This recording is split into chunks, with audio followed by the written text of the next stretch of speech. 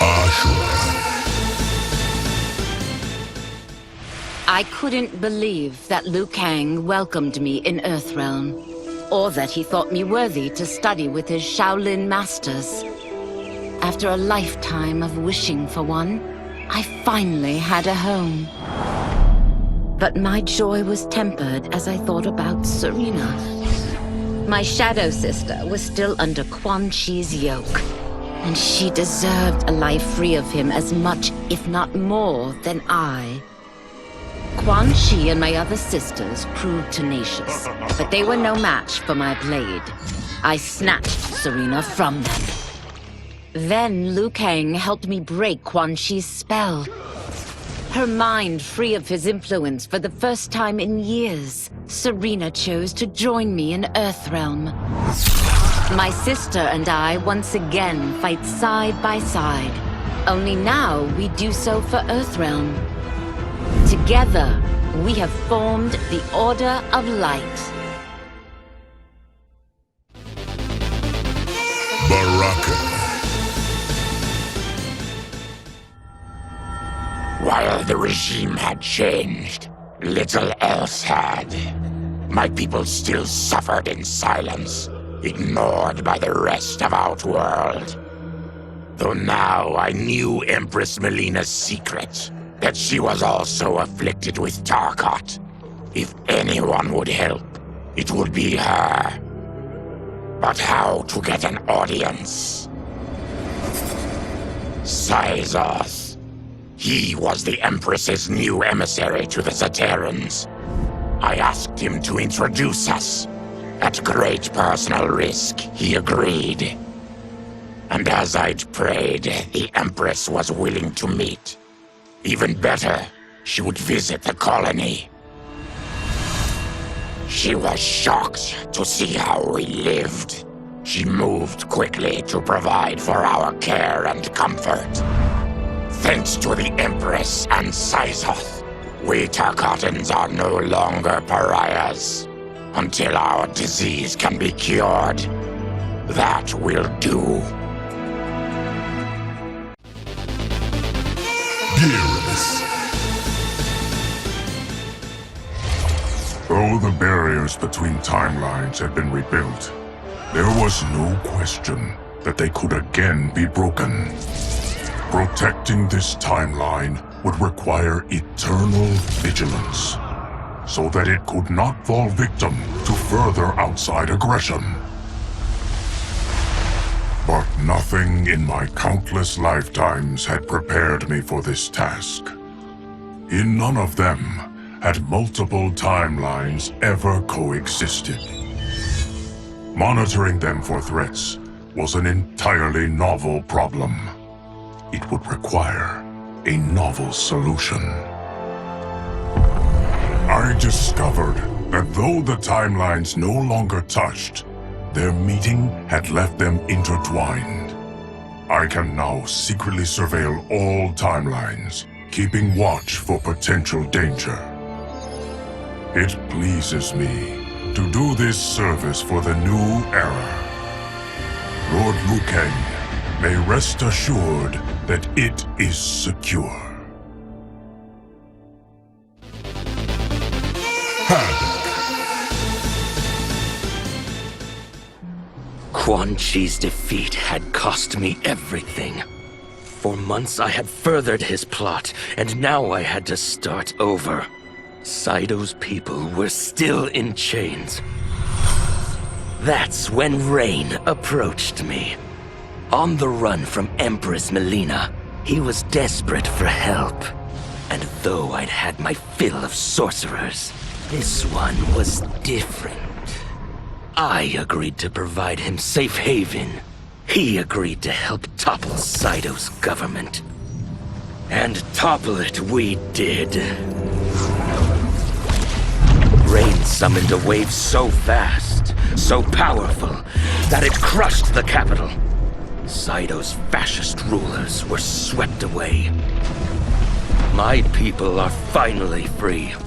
They can chart their own course, needing only to follow their own desires. Their lives are now blessed by anarchy.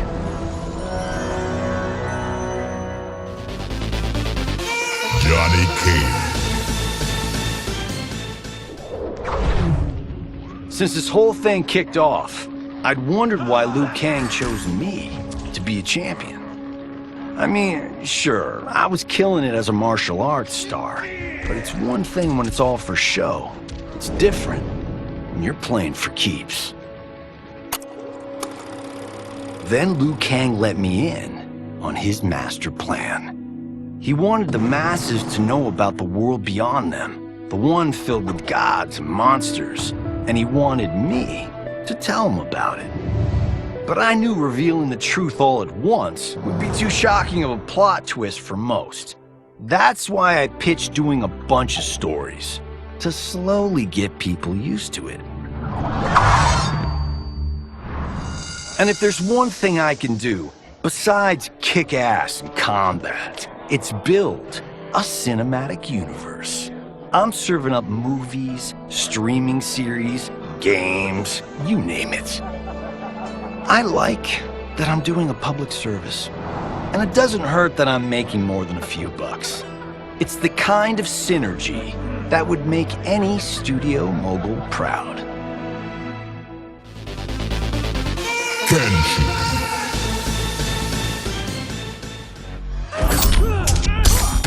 I wasn't looking for allies against the Yakuza, but I found one in Special Agent Jackson Briggs. He'd heard gangsters plotting to kill me on a wiretap and came calling, hoping I'd be his informant. We planned to part ways when we got the job done, but then Shang Tsung showed up to steal Sento. Needless to say, Jackson had questions. It blew his mind to hear that the stories in Johnny's movies were real. Once the shock wore off, Jackson quickly sized up the threats Earthrealm faced. To deal with them, he got his bosses at the FBI to form the Outworld Investigation Agency. When he asked me to sign on, I hesitated. After all, me? A government agent? But it's an important job. And more importantly to me, an honest living. KITANA.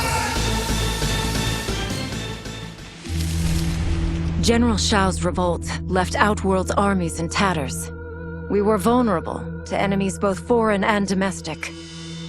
That's why my sister asked me to take command, to stitch her military back together and purge Shao's loyalists within it.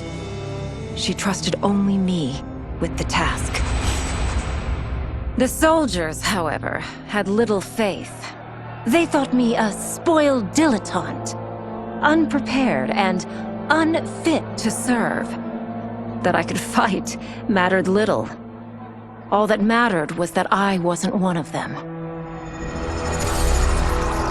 I finally earned their loyalty by orchestrating an epic victory over Shao and his rebels. Though the general himself escaped, his forces were smashed. For as long as I am able, I will lead the Empress's armies in defense of Outworld. Through strength, we will achieve peace.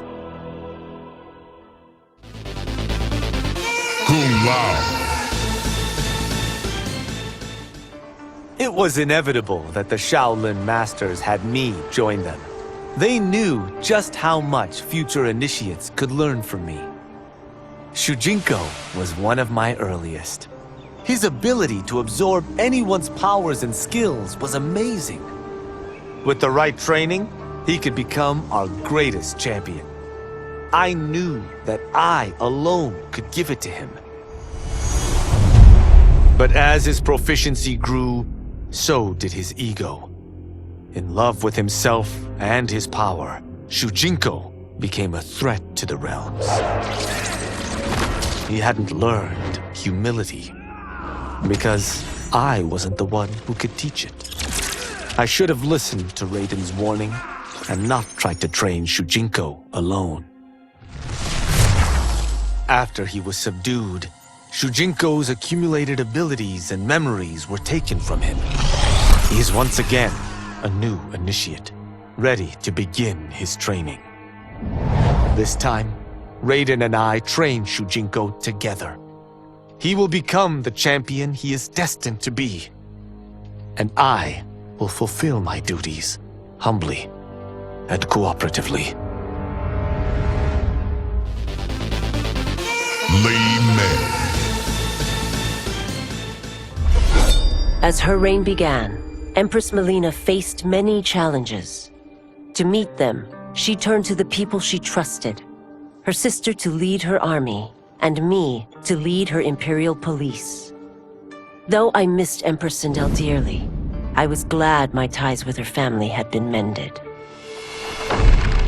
But while it was an honor to be made responsible for Outworld's internal security, I soon realized accepting the appointment was a mistake. I'm not cut out to be a bureaucrat, nor am I patient enough to navigate the Imperial Court's politics. I was at my best patrolling Sundo's streets, when I could feel the city's pulse and serve and protect its citizens directly. That's why I resigned my post and resumed my role as Sundo's first constable. I end each day knowing I've made a difference. Liu Kang. My loyal partner had warned me. Reclaiming my power as Keeper of Time might have unforeseen consequences. In this, as in most things, he proved prescient. The process I had undergone did irreparable harm to my body. Taking back my power had cost me my immortality. While my lifespan would still stretch across eons, I would one day perish. And if the war with Titan Shang Tsung taught me anything, it is that this timeline is not safe without a protector. Yet I had never given thought to choosing a successor. Who is it that could replace me and protect my new era? The answer, of course, is GERAS. Tireless and meticulous, he is perfectly suited to be entrusted with this grave duty. And no one knows better the temptations of the hourglass. I have no doubt he will be above them. MILEENA. Though worried about how the public might react, I met with BARAKA to discuss his Tarkatans. Speaking from his heart, he moved me. I agreed to visit his colony and see how his people lived. The conditions were atrocious. This was one of my mother's few mistakes. Like all Outworlders, she treated Tarkatans with scorn. What they deserved from us was compassion. And the only way to get it for them was to reveal my affliction. To show all my subjects that even an empress could get Tarkat. The scandal my revelation caused was intense. But with the help of KITANA and TANYA, I emerged from it a stronger empress than ever. My honesty, empathy, and resolve won over my remaining doubters. There is no longer any question that I am fit to lead the Empire. NITARA. Quan Chi's plot collapsed. Along with it, my plan to secure new beings to feed my starving people. Because I'd advocated for partnering with him, I was held responsible. If I didn't seize for Viternus' new feeding grounds, the Coven would banish me. But then, I had a revelation. I didn't need to conquer realms to feed my people. I simply needed to capture enough beings to breed them. Once they multiply, Veternus will have a limitless, renewable source of food. And I only need a few thousand to start. A number so small compared to the billions in the realms that no one will notice as people go missing. But it will be more than enough to establish our breeding stock and feed a ravenous Veternus.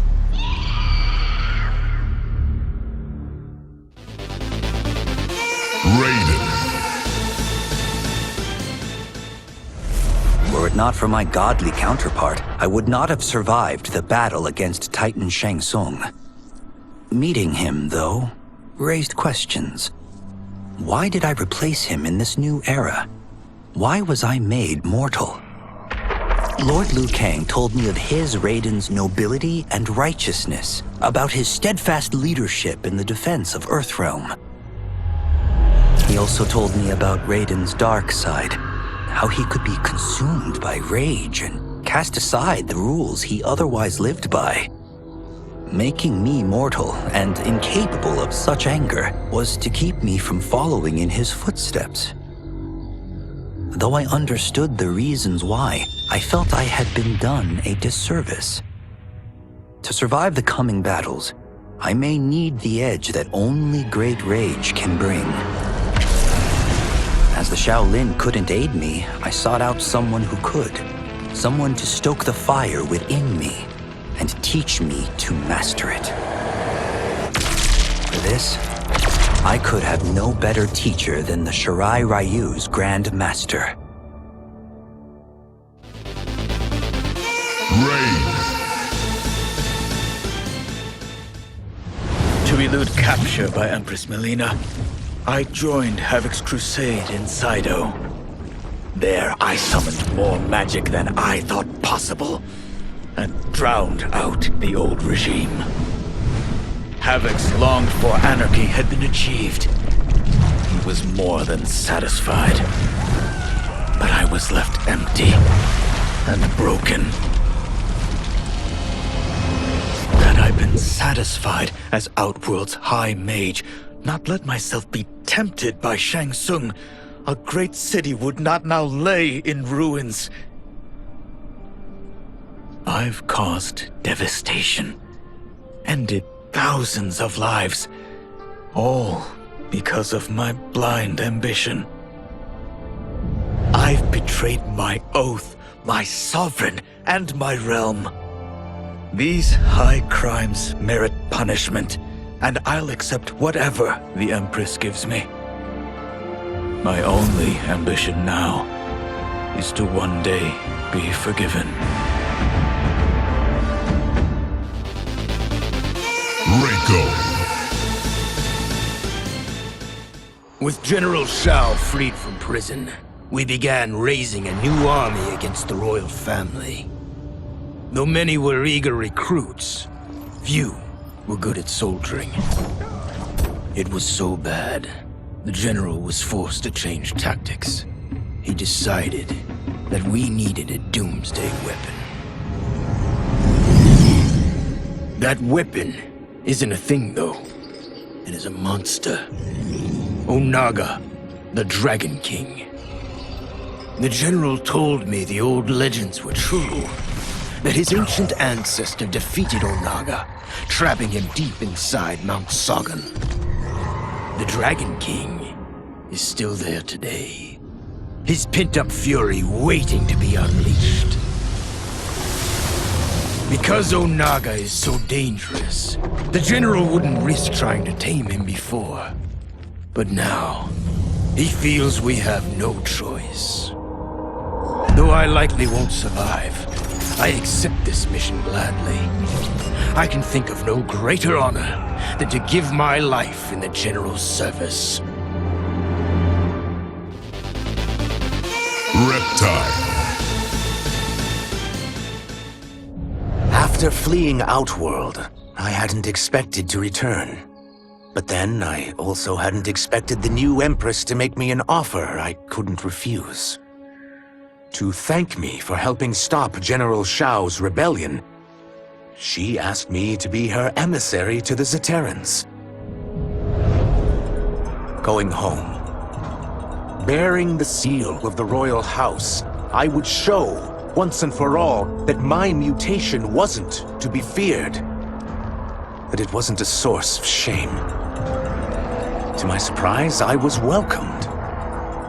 But those warm smiles hid a dark secret. I stumbled upon a trove of official records, which showed that my shape-shifting ability isn't unique. Many Zaterrans are born with it, but are killed by their government to keep it from spreading. Who started this barbaric policy? Who is now enforcing it is unknown. But I will find out, and I will put an end to this madness. Scorpion. No sooner had Titan Shang Tsung been defeated than Bi-Han and his loyalists hunted us down. Outnumbered, we fled to Japan. There, we sought refuge from an old family friend. As children, we played together. But Harumi Shirai was a woman now, the head of her clan. Her strength, beauty, and intellect awed me. Also incensed by Bi-Han's betrayal, Harumi agreed to help me forge a new clan, one that would stand against him and defend Earthrealm. Her aid proved invaluable, and as time went on, we grew closer. To honor Harumi and pay respects to my new bride, I named the clan after her, calling it the Shirai Ryu. Now the battle against my brother begins in earnest. The Shirai Ryu won't rest until Bi-Han is defeated and the Lin Kuei's honor restored. Shang Tsung. After escaping Lei Chin prison, I was hounded by the Imperial Police. I needed a place to hide and to recuperate while I plotted the best way forward. I knew the remote canton of my youth would be perfect. To escape capture, I traveled by sea. Little did I know that a gargantuan storm was brewing. My tiny craft was smashed apart. I closed my eyes, waiting to drown, hoping that the Netherrealm wouldn't claim my soul. But when I reopened them, I found myself not in hell, but on a deserted island. From its ruins, I could tell that great sorcerers had once lived there. In the caves beneath the ruins, I found what I can only describe as a well of souls. Once I learn how to wield its power, I will become invincible. General Shao. The battle had been lost, but the war isn't over. I won't stop fighting until I take Outworld's throne. That they thought Lei Chin prison would hold me is laughable. Once free, I began planning my next campaign. I would need an unstoppable army to overthrow MILEENA. Unfortunately, most of my former soldiers lacked the courage to rally to my standard. Rebuilding my army would require finding new recruits. And that task is proving easier than expected. Outworld's golden age has left more than a few behind. Without hope, without power, they eagerly heed my call to tear down MILEENA's government. SINDEL. As the darkness enveloped me, I took a long last look at my family. I did not expect to see them again until their souls joined mine in the living forest. But miraculously, my beloved husband delivered me from oblivion. Though he couldn't save my body, Jared had preserved my soul. Like him and countless others, I am now a part of Ermac. Yet ours is not a peaceful repose. The collected souls within Ermac have their own needs and agendas. Before we can speak as one, we must first reach consensus. I had thought, as the former rulers of Outworld, I and Jared would hold sway. But here we are, two souls among many thousands, fighting for the right to be heard. And if there is one thing we do well together, it is fight. We will win the right to govern Ermac as we once had governed Outworld. And we will rule for the benefit of all. Smoke. Kuai Liang and I were working hard to build our new clan. But even with the help of his close friend Harumi, it was difficult. The biggest problem was finding the right initiates. Then, one night, while walking outside Harumi's compound, I was attacked. I thought at first it was a Lin Kuei assassin, but his strikes were too uncertain, too angry. My attacker, it turns out, was a boy. Homeless and hungry, his assault was born of desperation. He needed money so that he could eat. It was like looking at myself 15 years ago. I would have ended up just like him if the Lin Kuei hadn't taken me in. So I took the boy to Kuai Liang, who also appreciated his fire. We made him our first initiate. The boy's name? Hanzo Hasashi. Sub-Zero. I had broken the Lin Kuei free of Liu Kang's enslavement. We were now masters of our destiny and could take our place among Earthrealm's great nations. But taking and holding territory would require a vast army. I needed more fighters to make our presence felt. Then I recalled Shang Tsung's dragon warriors. An army of them would be unstoppable. But trafficking in such strong magic would surely draw Liu Kang's attention. Sector advised that we avoid detection by building our army using science, not sorcery. We've invested much into this endeavor, and we are beginning to see results. Once again proving the depths of Sector's genius. When we are done, all of Earthrealm will honor our desires and heed our demands. If not, they will face the Lin Kuei's wrath. Tanya. Until recently, I hadn't met Li Mei, but I had heard the stories. How the Umgadi's matron superior blamed her for not preventing Emperor Jared's murder. How she quit in disgrace rather than accept punishment. But those stories didn't fit the woman I now knew. Li Mei would never have been so negligent.